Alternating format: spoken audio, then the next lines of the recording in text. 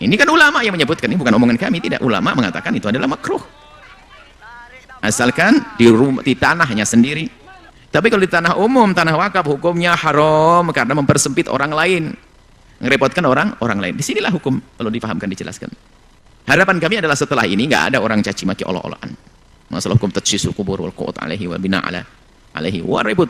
Membuat nisan yang dari semen itu, nisan itu bukan, nisan kan batu tandanya. Apa itu? Yang kuburnya dilingkari dengan bangunan, itu yang keras sekali mengatakan ini adalah haram, kemudian ini adalah bid'ah dan sebagainya.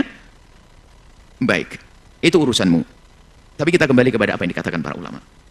Apa kata ulama? Kan begitu. Ulama merinci dengan jelas. Pertama, ini kuburan wakaf atau kuburan tanah pribadi.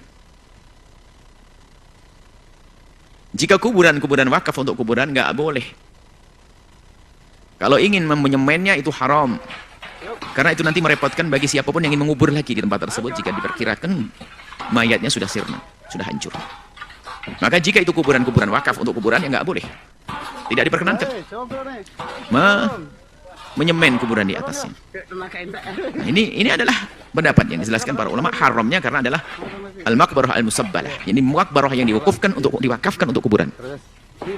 Adapun jika itu kuburan bukan diwakafkan, mungkin miliknya sendiri dan sebagainya.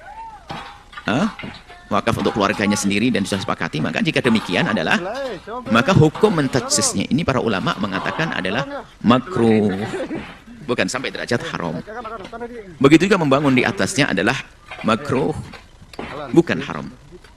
Tujuannya ya untuk mempermudah bagi orang ziarah. Sementara ziarah kubur kan dianjurkan. Ulama-ulama begitu tuh selama menjelaskan masalah hukumnya.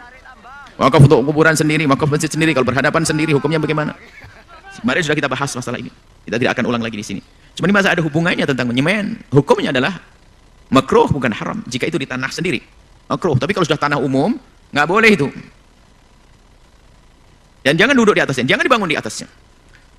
Ya, kalau pembangunannya adalah niatnya untuk yang salah ya misalnya. Ada niatnya ada untuk sombong-sombongan.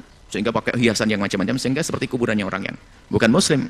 Kalau memang daripada biaya banyak untuk kubur, lebih baik disedekahkan, akan jadi rumah megah, rumah indah di dalam kubur, di alam barzah.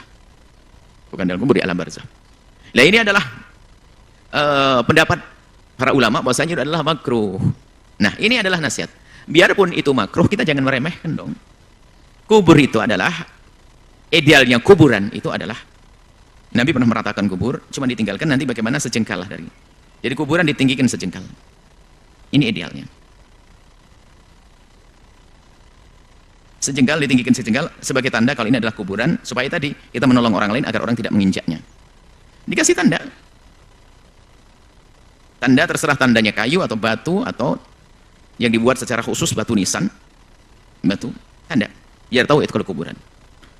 Kemudian agar terhindar dari kemakruhan ya nggak usah disemen.